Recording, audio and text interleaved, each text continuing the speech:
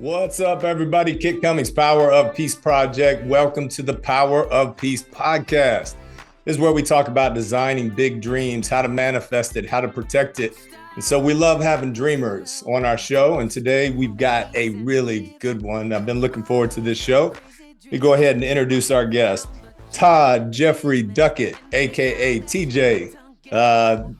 Professional football player, was right here in the ATL. I'm a big fan and have known of TJ, heard about his work, and so we've been looking forward to this. Michigan State running back, Atlanta Falcons, first round of the NFL draft, the 18th pick.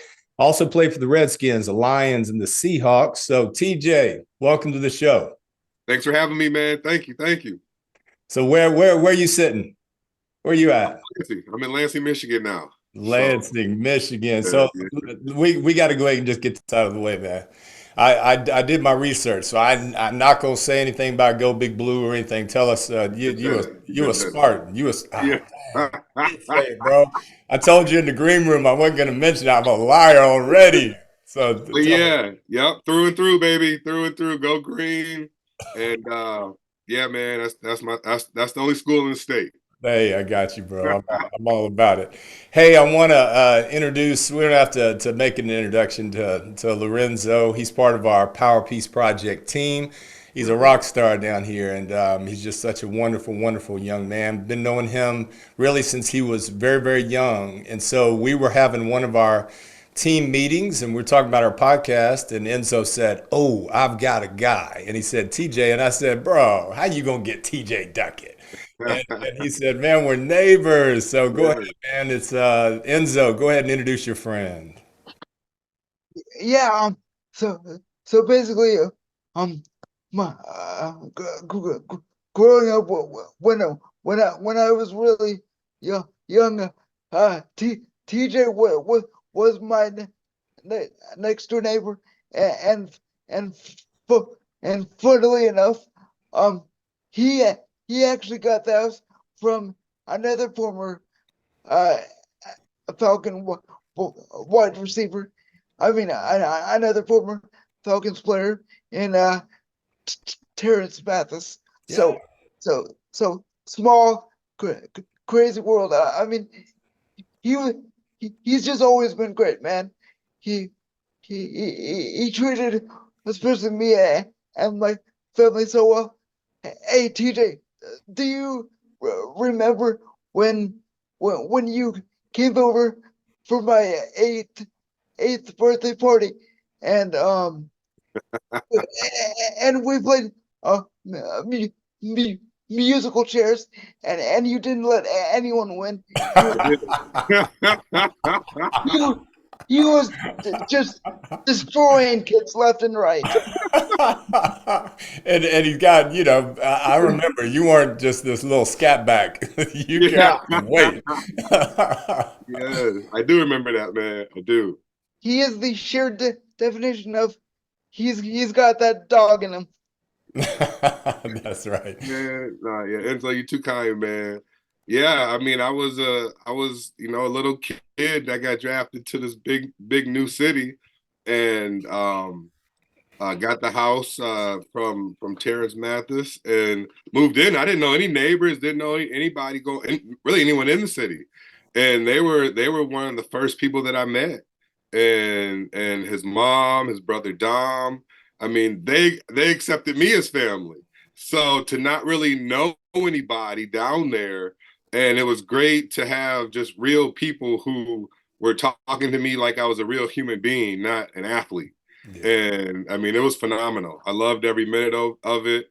You know, when I left, I got traded. That was some of the people I missed the most. And throughout time, thank you for social media to be able to keep us connected. And my numbers changed a couple times, so I've been able to just re-give my number and stay connected, and it allows for amazing things like this to happen. Yeah. So thankful. Hey kid, you want to know how kind and generous this man is? When he did get traded to Washington, he left us tickets to go see him in Washington. How cool is that? That's awesome, man. Yeah, I'm just glad y'all made it, man. Yeah, amazing family. Well, yeah, his mom, gosh, I love her. And like I said, Enzo, this is a cool story. The way that our family got to know Enzo's family, he was 5. Our son was 8, and they were in elementary school. Well, actually, Enzo was kind of in preschool there, and they got paired up in a what'd you call it, study buddy program, I guess, where the Yeah. older kids supposed to kind of and they were a storm, man. They didn't get much studying done, but they were like this pair, bro. And I then, don't know. literally 20 years later, they're best friends. I mean, it's a beautiful story. Yeah, love Zoe. Hey, thank you for the introduction, Enzo. And I think you're gonna jump back in the green room here for a second. But anything else you want to say? Uh, Again, TJ, I know how busy you are.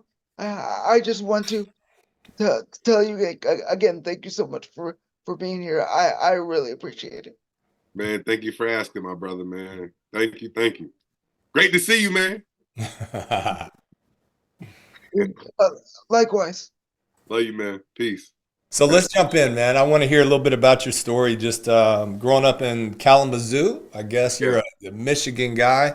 Like I said, Michigan State. yeah, Yeah, I saw a little something. The shoot for decades, I think you held a shot put record up there. yeah. And brother, what were you carrying? What was the weight you were carrying around, let's say, senior year of high school? But I was about 255 senior year. Okay, 255, and you ran a 10.4, Yeah, 100. Is that right? it's true. Yes, sir. I would not want to be on the other end of that. Oh man, Yeah. that's great. Tell us about Kalamazoo a little bit. Tell us about when did you catch your dream? Because we're all about kids and dreams. Yeah. No, Kalamazoo is a great community. Both my parents were educated, or my mother passed. I'll get to that later. But at the time, growing up, both my parents were educators, and my dad, he's still teaching at the same high school. This is his 55th year. So I grew up in education being very a priority, in knowledge, wisdom, learning about outside world and inside world. So that's really been the foundation of who I am. Um, both my brothers played sports, and my middle brother ended up going to Michigan State, and he ended up right now he's either the second or third all-time leading rusher. So, Really? so Did and not he was know big. I that. think in '90 he was offensive player of the year. Okay.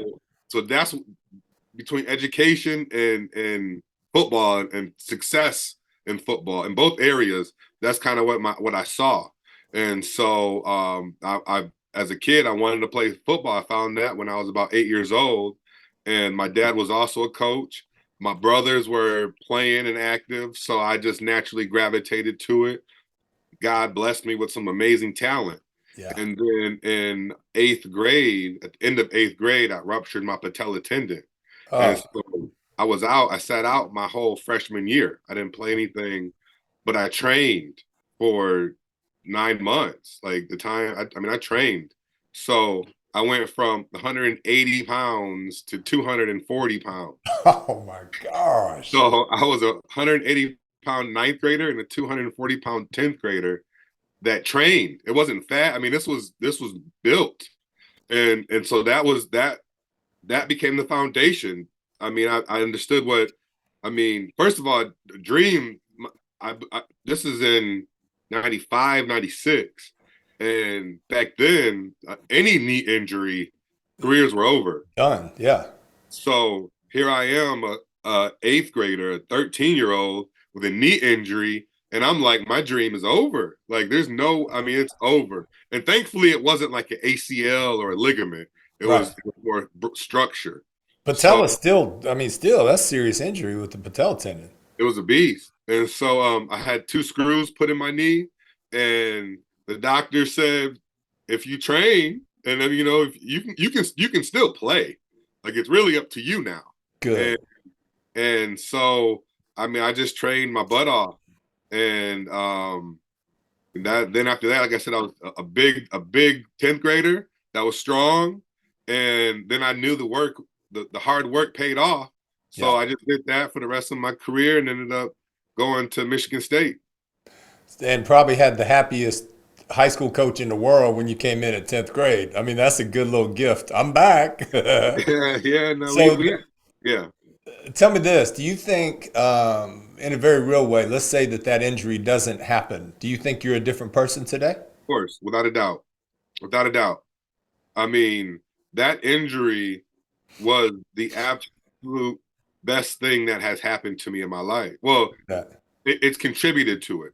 Right. Because at the time, it was the worst thing that happened to me in my life. But I was able to overcome it. I mean, I was able to figure out, but throughout my life, I've had different moments where the worst things have happened to me in my life. But because of that moment, I've always known that there's a process, there's things that you can do, and there is another side. Right. And building that body I built for a time. And then we'll talk about this a little bit later, I'm sure, but I went on a 40-day water fast and I lost all of that body. But it was a new frame for a new person for a new dream. So it's been a heck of a ride. And from a dream standpoint, I mean, everyone, thinks dreams are peaches and cream and roses, but dreams really develop in the darkest times. I mean, they really develop when you're at your lowest point. And most people feel like they'll reach their dream when they're at the peak. And I mean, that's usually in my experience, that hasn't been the case. Yeah. Yeah. No, I love that. And I want young people to hear that. I mean, we talk a lot about curses and blessings. And Yeah. a lot of times, the enemy has changed them. It's like what we think is a curse. I mean, we do a lot of stuff and go pretty deep on this podcast, but my family line of addiction, which didn't miss me, a huge part of my life, and I had to lose some things and go through some stuff. And at the time, it was, this is a curse. Why'd you make me like this? I wouldn't be doing anything I was doing if he hadn't made me like this. You know what I'm saying? Yeah. So the curse becomes a blessing, and then it becomes a blessing to many. So that's awesome. You also find out who you are, man.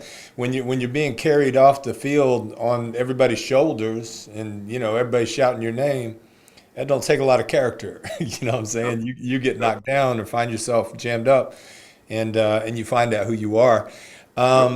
Tell me about, okay, so you go on to Michigan State. Now, did you, when you had that transformation, 15 years old, 16 years old, did you already have, I knew you probably had hope of playing in the league. You had a brother, you had a father, you kind of saw a pathway, but when did it get very real to you? Like, man, this is not just something I could do, but I'm going to die if I don't do it.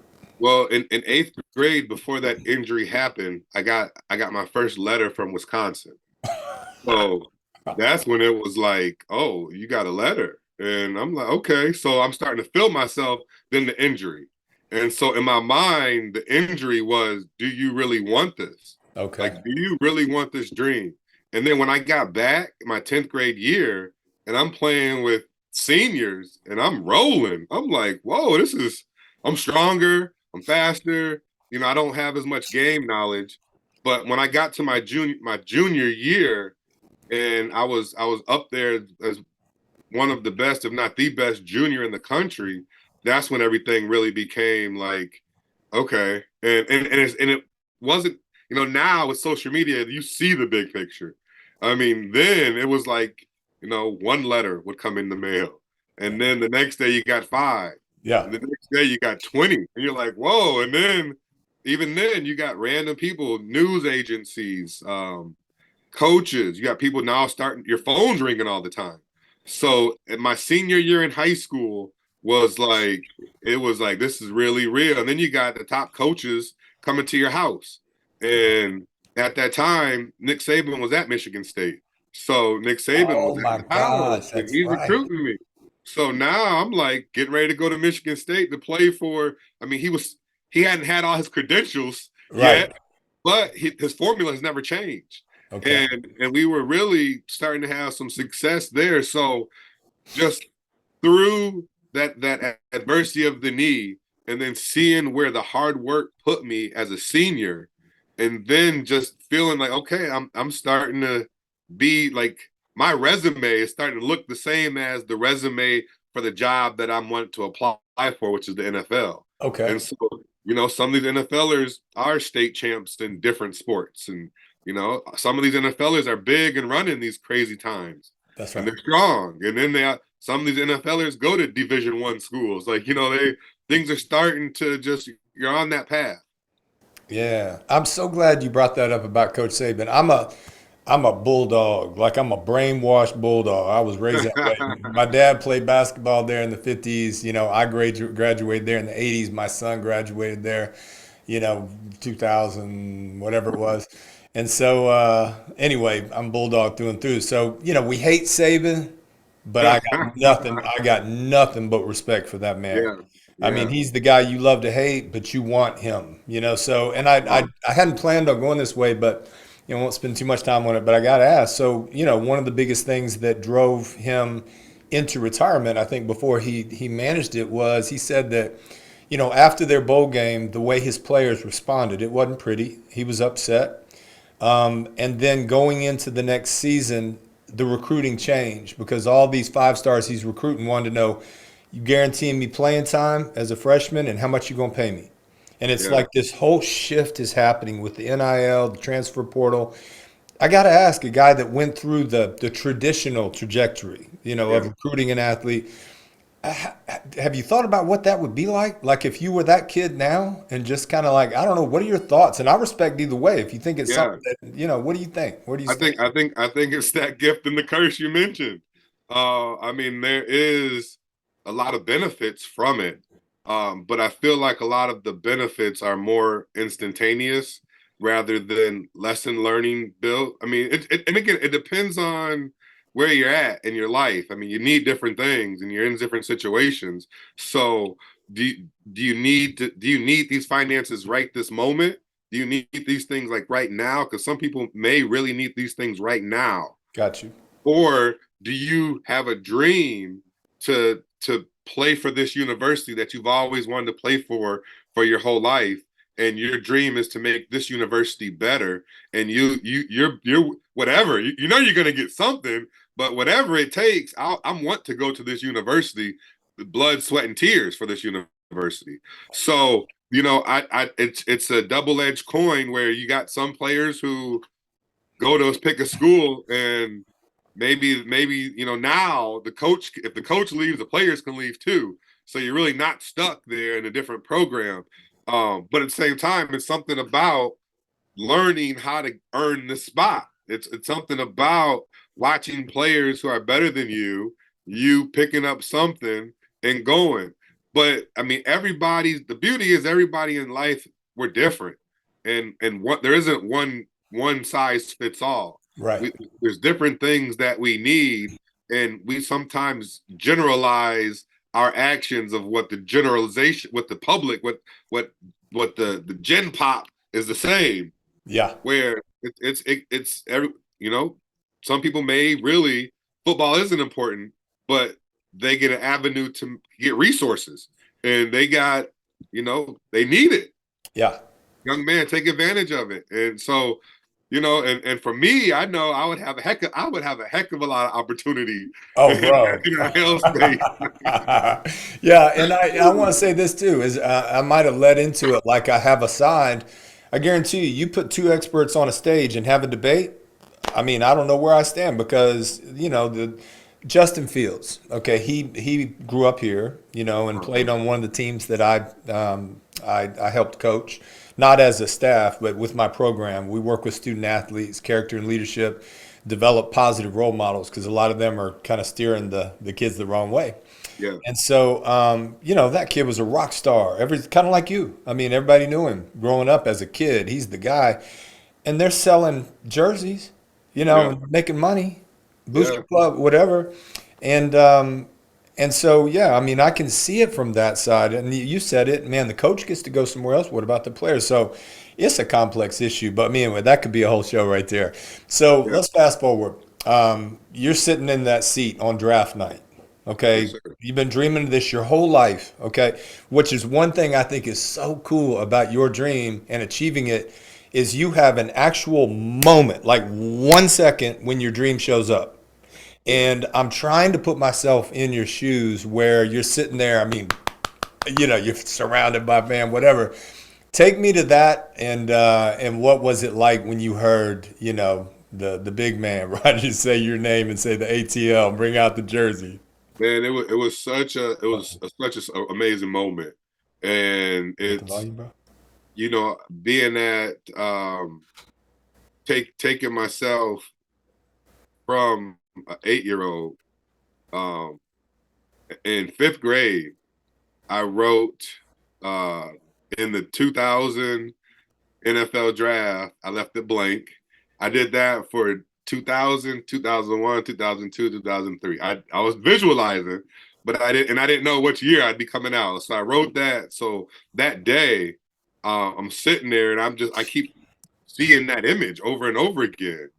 And then there was another team that was supposed to take me, and they didn't take me. So the and I wanted to be a first rounder. It wasn't just about playing in the NFL. I got you. It was about going first round, and otherwise I would have stayed in school another year. I left early. Okay. And the team that was supposed to that had a lot of interest in me did not take me, and the rest of the teams that were left, they didn't need running backs. Okay. So to be this close to your dream and have no control over any of it, you're just sitting at a doorstep. And so that team didn't pick me. So I went back in the car. I had like a draft party. I went back in my car just to get away. I'm having family and friends are calling me, asking me, did you get drafted yet? I'm like, aren't you watching the same thing I am? So I'm in my car and I get this 770 number calls. And like I said, I've had a lot of random numbers and I wasn't going to answer it. So then I answered it. And at the time, Atlanta was on the clock, but they also had just signed Warwick Dunn. So there was like, there's no reason. Like, there's no reason. And I get this call and it's Ollie Wilson from the Atlanta Falcons and says, man, we're on the clock. We're interested in you and one other person. Hold on a second. And put me on hold. And I'm like, Oh my gosh. And then they come back on the phone and tell me, we're going with you. Go back and celebrate with your family. The commissioner's getting ready to announce your name. And I went back inside, and as soon as I walked in, the commissioner got up there. Nobody was paying attention. Like before, everyone's eyes were glued, but now it's like Atlanta, Warwick, so nobody's paying attention. And then all of a sudden, like I knew what was happening. Nobody else. And then they said my name, man. The whole place went crazy. That "Welcome to Atlanta" song had just came out, so when the players play playing that, and I mean, dream realized. It was really an amazing, phenomenal moment that you dreamed about as an 8-year-old, and then 13 years later, you're here, and I didn't have that. That was the peak of my dream. Like I didn't have everything else after that was me going through motions. Okay. My dream, I didn't have whatever reason, I didn't have a more bigger dream. Okay. But at the same time, I also didn't like as we fast forward when we do the NFL for me is I look at it as an internship for what I'm going to be doing. Oh wow! I was given this chance as an internship just to see. And did you like it? Did you learn something? What did it mean? And I feel where I want to go, where I'm heading. I mean, the second or third thing you'll talk about me will be in the NFL rather than leading with it. So that's the new dream. I love that answer, man. That's so good. See, I mean that's rare, because I know there's a lot of dudes that they achieved their dream. They got to the mountaintop, and now maybe it's very, very hard. I mean, it's hard to move on and become irrelevant. I mean, at least feeling that way when you've reached a celebrity status. Wasn't there a name that they used for you and Warwick, like Fire and Ice, or Yeah, well, something? we they called us DVD, DVD. What's that? Duckett, Vic, and Dunn. Oh, there you go. Oh man, I forgot. Yeah, that was such an exciting team, man. Yeah, They yeah. could hit you, man. They couldn't. They can't double team everybody. It was. I mean, it was. Again, it was. It was like I've been in some dark places with that career, with my career, with like, okay, I'm 28, 29, so you're telling me I'm done? Like I'm done? Like there's nothing left? But to think about that team that I was allowed to be on, blessed to be on, it wasn't just a team, it was a moment. Like I mean, there's been a lot of Atlanta Falcon teams in Sure. the but that particular team, that was a different team. There was It different was. things happening, and we didn't even make it to the Super Bowl. Like that wasn't even a part of it. Was this amazing Super Bowl run? Right. So that in itself, that it's a lot of people win a lot of games. Very few win Super Bowls, but very few have teams like that are memorable. That the whole experience, the dream as a kid, that time in Atlanta was everything that I envisioned it to be. Nice. And I mean that was I mean I'm blessed that that was allowed to happen in my life. I love that, man. Those are great memories. I'm glad you mentioned some of those players, man. That was very cool. So you mentioned it, and it makes sense to it's a great segue. It's like we lead with the NFL, and then but what we're doing, it's an intro Yeah, to what we're going to talk about now, which yeah, is which is your big dream. You know what I'm saying? Which is kind of cool to say, yeah, that was a cool dream. You played at the highest level NFL, but now what I'm doing. And first off, my connection to Michigan is sacred to me. I work with in my team. We work with kids who are in trouble. So we have prevention programs in the high schools, and then we have intervention programs with the juvenile courts. And then we try to snatch them back when they get into the DJJ, into juvenile detention. Most of the kids that we're working with are, 14 to 16-year-old kids from tough areas, gang affiliated, and we're trying to get them, out of trouble, back in school, out of the streets, and then live a long life and not get jammed up again. And so, anyway, the background where I started it was about 10 years doing adult maximum security male facilities, and I did them all over the country and on 4 continents, over 100 prisons, and that became my thing. I felt called to it, and I was called to Michigan because there's 3 prisons in Muskegon, Michigan, over by the lake. And that lake effect is a beast. I wasn't ready for that. Whew. I thought, no, my blood is too thin. yeah.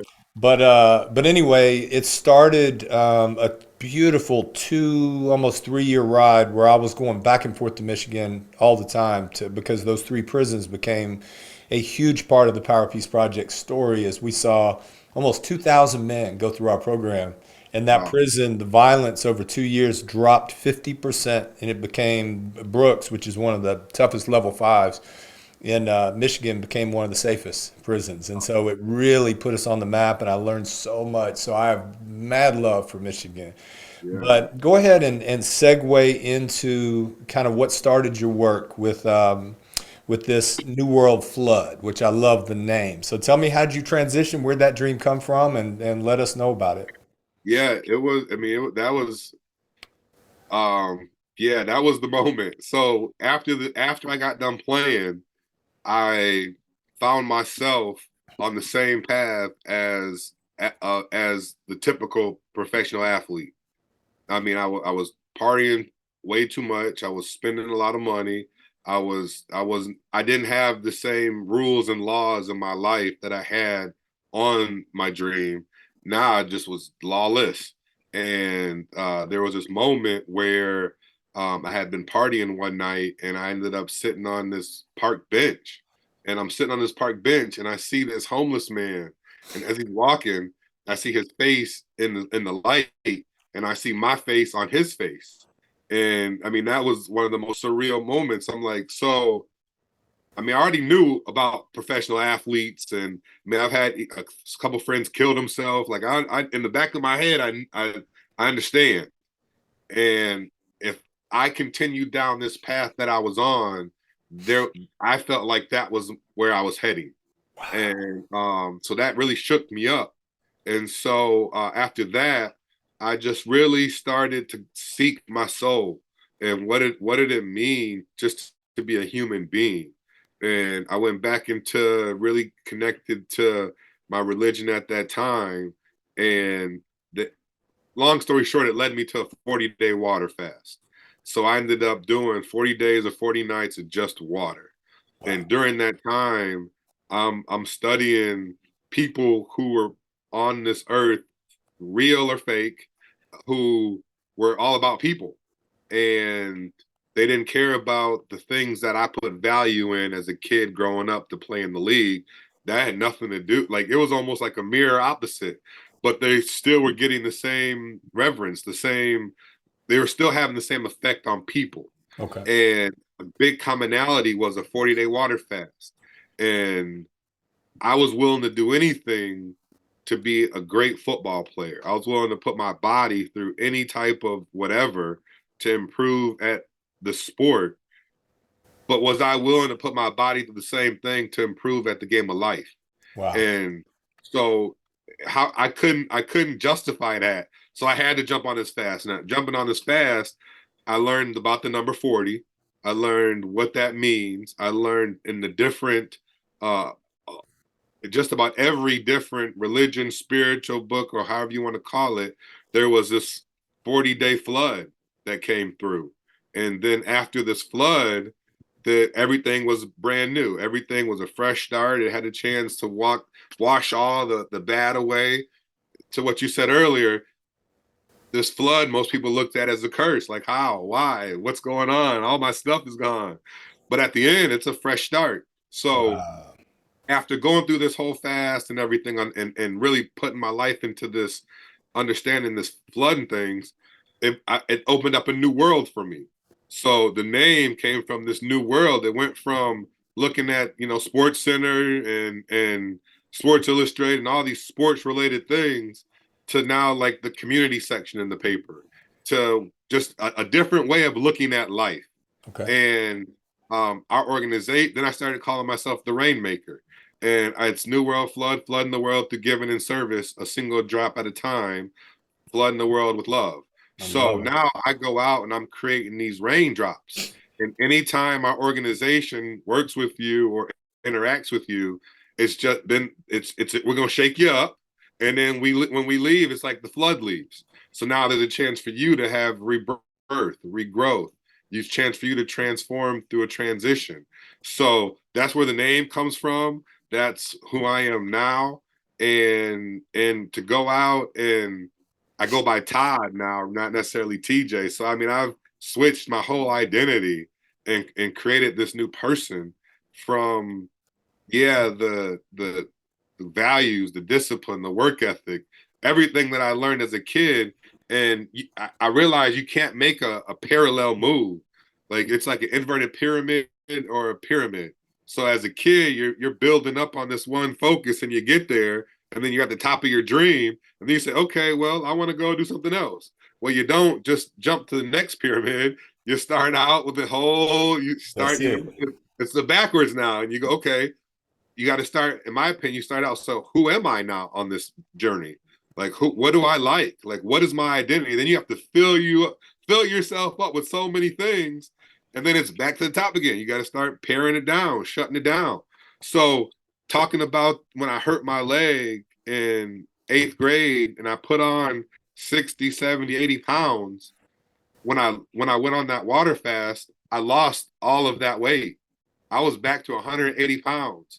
What? So during that time, when I hurt my leg, that 9 months, I built the image and likeness of what I wanted to be in this dream, the NFL guy. And then in 40 days, that whole image and likeness was gone. So when I'm looking in the mirror, I don't look the same. When I'm going by a different name, so I don't have the same reactions to people calling me TJ. So that gave me a chance now to deconnect from a lot of the trash that I couldn't let go before. I don't look the same. I'm not responding to the same names. So it gave me space to create, develop, and grow. And from there, I realized, man, a lot of people, especially youth, it's a different version that they're getting of us now, but also the opportunity and what they see, it's different. Yeah. And some of the older things work, but everything in life has an update. Every time I pick up my phone, it's a new update. My car needs oil changes. I mean, all these things. So us as people need to figure that renewal and be able to deliver that and show it and be willing to sway with the wind when necessary, ensuring that our roots are deep and strong, that we ain't going nowhere. So that became my new mission, and that's what it's about now. And this isn't I'm not waiting. I'm not this close to a dream and waiting for somebody. You know what I'm saying? And this isn't something that if I hurt my leg, it's going to be taken from me. If I drop a pass, it's going to be taken. If we get a new coach, if management change, if I'm too valuable, they're going to let me go. Like this, we're not in that space anymore. And that's where I look at everything that I was able to do at the beginning of the journey, and which I call, and I was watching a Wayne Dyer movie the other day, and I know it's like the morning of your life and the afternoon of your life, and then it hit me like I'm in early afternoon of my life. Actually, I'm 43, so the morning that it's I feel even better, and this is daily. I'm still going through this. Like it's not just I found it, but now it's easier to let go of that morning. Like it's a whole new time. I've had lunch. I'm full now.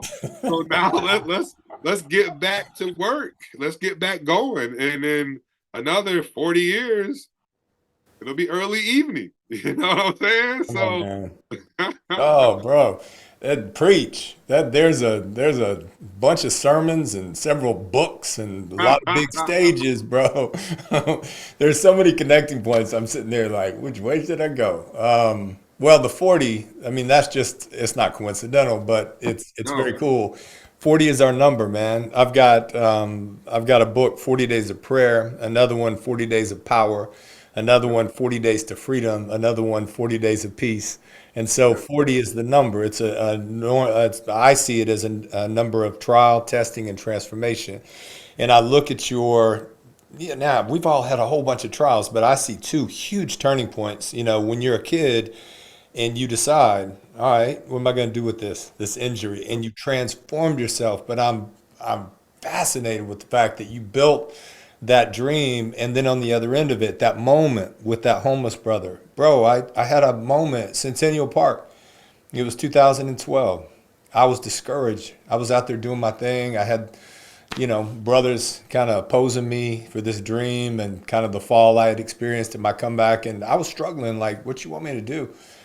And it was a homeless couple, man, that stopped me in the middle of my wrestling with God and stopped me and engaged me in conversation and said, I got something to tell you, son. And an old, wise looking dude, long beard, dreads, just chiseled by the weather. And this frail little woman looked like she might have, if you didn't know better, been on a street corner the night before. And he told me, he said, this is what I'm here to tell you. Don't stop preaching about what you have seen and heard. Those who oppose you are merely afraid of you. And I was like, were you here? Were you sent here to tell that to me? And he said, yes, son, I was. And they walked on. And I'm like, Yep. and it's like, that was a moment for me. And it was in the face of a beautiful homeless man. I mean, and you had that moment. I mean, I see you sitting in the car dejected because they're passing on me. And then all of a sudden, bing, you know what I'm saying? And all of a sudden, boom, that's a moment. And so I love that about you, man. Just, I really, really respect what you're telling me. So another thing we can jump into, and then as we begin to, head down the home stretch here, is you mentioned the word identity. Yeah. And there were several points where your identity was evolving. And shoot, you early in the lunchtime, dude, I just started the fourth quarter. So I got my hands up in the whole journey of life. Yeah. But talk about this young generation, because you and I are both in the schools and streets and working with this young generation. I've never seen a generation in such an identity crisis. Yeah. You know, looking at their phones, comparing their insides to everybody else's outsides. I can't imagine what it's like to be 15, 17 in today's world. But tell me about your perspective on the identity crisis with Gen Z. Yeah, I think that's huge, and I think a lot of it's not their fault because the ones who they're looking at are lost as well. Wow. So you can't just say, it's what's wrong with that, because where do you think they learned it from? Who do you think they're emulating? Where do you think they got it from? And that's us taking ownership on who are we as men and women and adults and parents and whatever our role is at this time, because role and identity are two different things in my opinion. The role is always going to change. Like, I mean, I was TJ at one point. Now I hear the name Daddy, and it's like, I mean, the role changes, and depending on what role changes, that's the role that's present. But understanding that those roles are part of my identity and the core of what my identity is, and being able to stay strong in my identity. I think back in time, the identity was very hard lines. I mean, you were either this or you were that. And a lot of over time, that there's been more of a blur of what that is. And with social media and with lack of real conversation and human connection, it allows for there to be a lot of confusion on what are you talking about, or what's really happening. And so having these conversations and putting and allowing people who are showing a different version, allowing and giving them courage and confidence to, it's okay to swim upstream. Like, it's okay. We actually need you to swim upstream, to give other people to create, whether they're going to create their own way or you're protecting them in the current. Either way, it's necessary. And a lot of people aren't. I mean, we're a young, very young, overly whelmed generation with information. So true. And a lot of these kids, and even a lot of these kids are parenting each other. You can go into school and you can ask a young man or a young woman, what older individual do you talk to for advice? And most of them will say, well, no one. I talk to my friend. That's right. So you're like, well, there you go. You got two people who don't know. And so how can we open up the lines of communication through these generations that we can actually pass wisdom down and have, and we've all made mistakes. We've all struggled, but we don't want to tell nobody about our bad side. We just want to show that we're great. Where again, the dream isn't the destination reached. It's the definition. It's being defined through the actual process of the journey. And right now, as I feel, and I'm just speaking for myself, people present the end result rather than what it means to go through it. Yeah. They don't want to show that they're tired in practice. They don't want to show that they're sore and hurting. They don't want to show that they're down, depressed. They want to show you the picture of them holding the trophy, saying, look what I've accomplished. And then you listing off what it took. No, I want to see the journey. I want to see when you were at, or at least tell me about it. That it's not all about just having the success and nothing else contributed to it. You just woke up like this. That's not true. That's right. No, that's so good. I'm going to give you, I'll tell a story about yesterday with a kid that I got to see a dream realized for him. And then I want to see if one comes to mind from you, for one of in the flood and the raindrops. And then maybe close out with some advice, to this young generation, if you have one thing to tell them.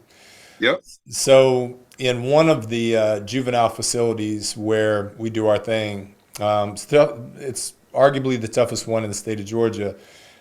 These are some tough kids, and I connected to a kid, a few years ago, and he's doing 5 years. So he went in at 15, came out at 20, and which is, I can't get my head wrapped around that. And this is a tough place, and I saw him rise up and become the guy at this place. And I mean, he was the guy. and bigger than a lot of the kids, looked grown. I mean, just looked like a grown man. And he and I developed this very cool connection, and we started talking about his dreams and what he wanted to do when he got out. And he was still a few years out. And I saw him rising up into becoming somebody that when he got out, he was going to continue that. I mean, he's kind of like a young boss. And he got serious about school. He got his diploma. He started working on college. He student of the month, stayed out of trouble. Actually helped me a lot to kind of keep violence down. And we had a special event at that juvenile detention center, and the commissioner herself, who I'm very cool with, she came and he said, "Man, can you connect me to the commissioner?"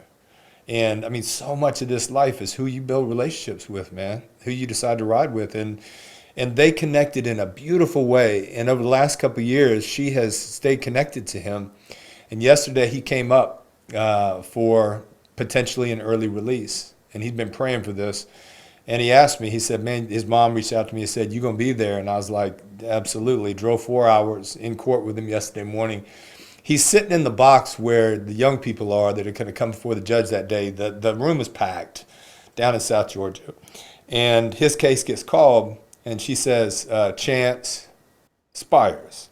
And he stands up, and the judge, he was before her when he was 15. And she looked at him, and she said, "I thought you were the attorney." She really did think he was the attorney, man. He had his suit on, a tie. He looked good, but he's big and he's grown, got a beard, kind of looked like you, and all this hair. And she just sat there on the bench, just amazed at what she was looking at. And then his attorney began to talk about his accomplishments and the work he's put in. Okay, that's his patella tendon, is he's putting in some work behind that wire. And I've never seen this happen before. When she decided to, the prosecuting attorney, right before she was about to say, what was up, raised the hand and said, "Does the state get to say anything?" And she said, "Are you opposing my decision?" She said, "No." And she goes, "All right then." And it was just like the whole show was this connection she had with this boy. So the commissioner's fighting for him. The judge, she says, "I am going to grant your release. You'll be released to your mother today." And Wow. before she let him go, she said, "Now I want you to come up here and give me a hug."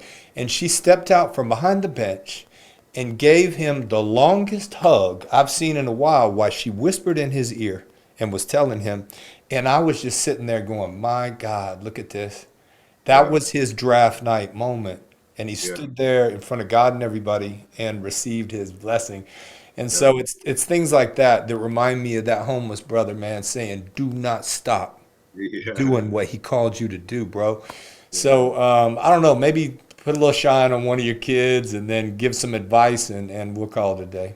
Yeah, well, I've worked with a lot of kids, and the majority of kids I work with, they have some type of IEP, or they have some type of potential learning situation. Yeah. And um, our goal is to help them get in a lot of cases, their first job. Okay. So when I got done playing football, I didn't have a resume. I mean, nothing in the work world. Like, I mean, I had a heck of a sports resume, but that's not going to give me a salesperson's job or whatever that I was trying to do.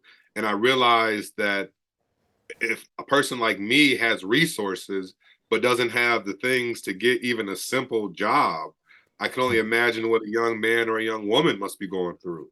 Wow. So I've been able to, over the last, I don't know, 7, 8 years, been working with ninth through probably sophomore to junior in college with helping them get a job.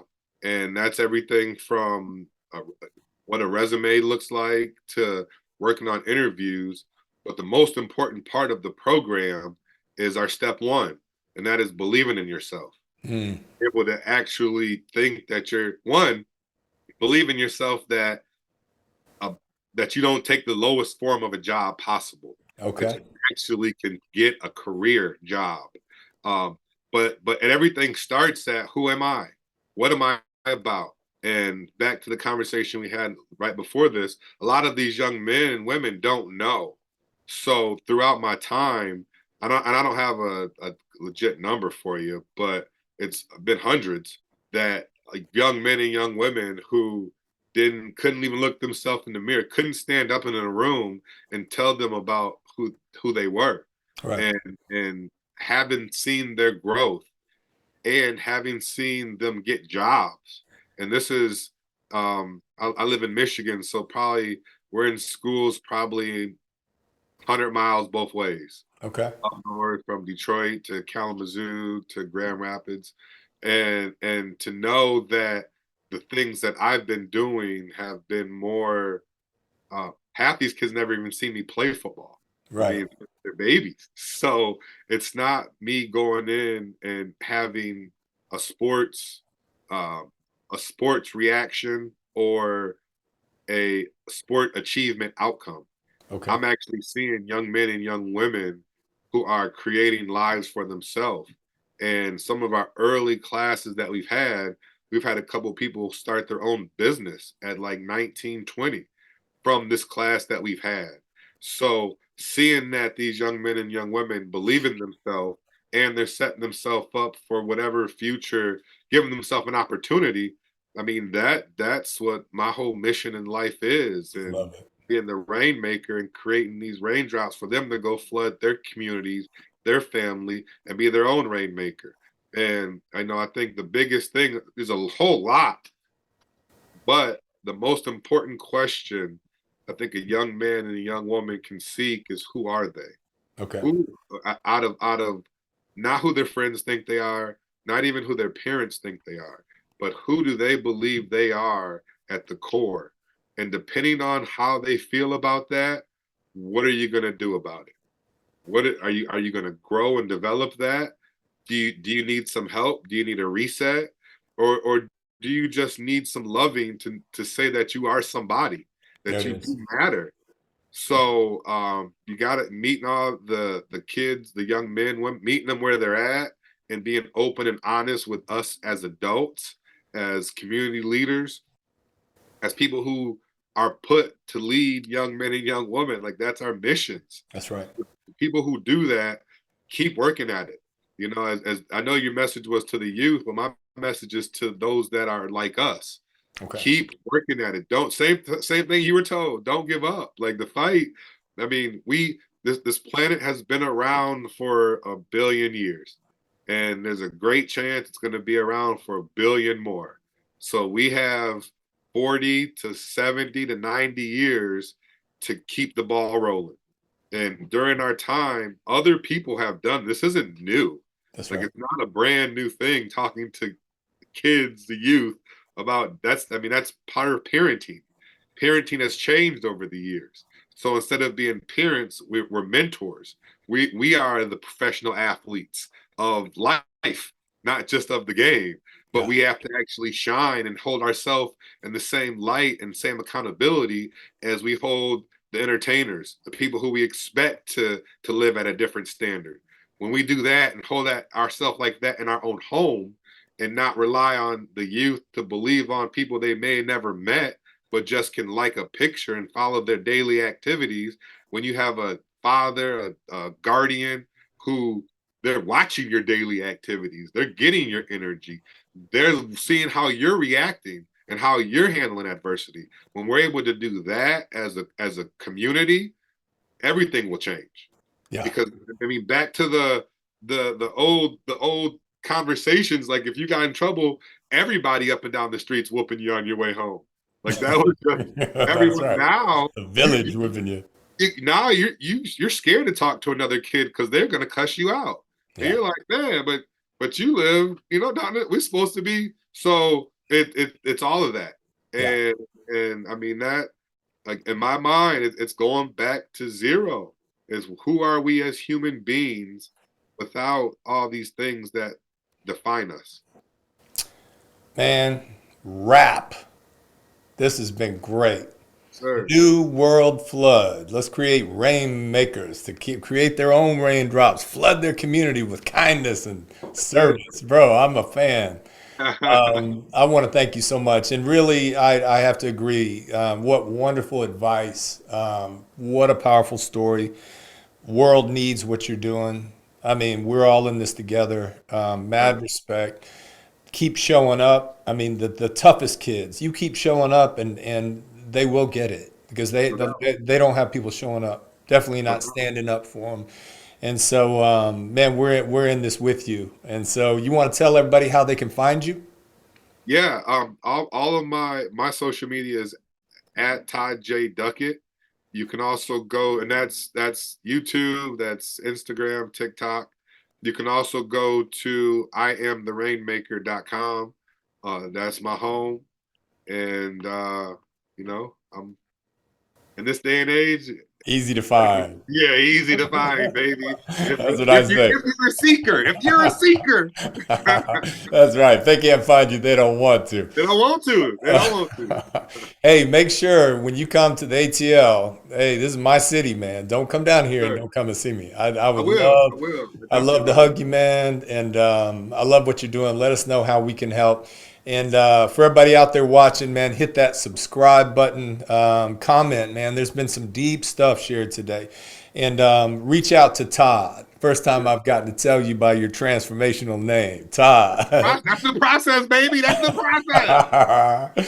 Hey, much love. And Thank everybody you, out there, man. man, be the change you wish to see. Find a dream, grab it, chase it, protect it. We need dreamers more than ever before. Power Peace Podcast. Come back and see us. Love you guys. Peace out. Peace.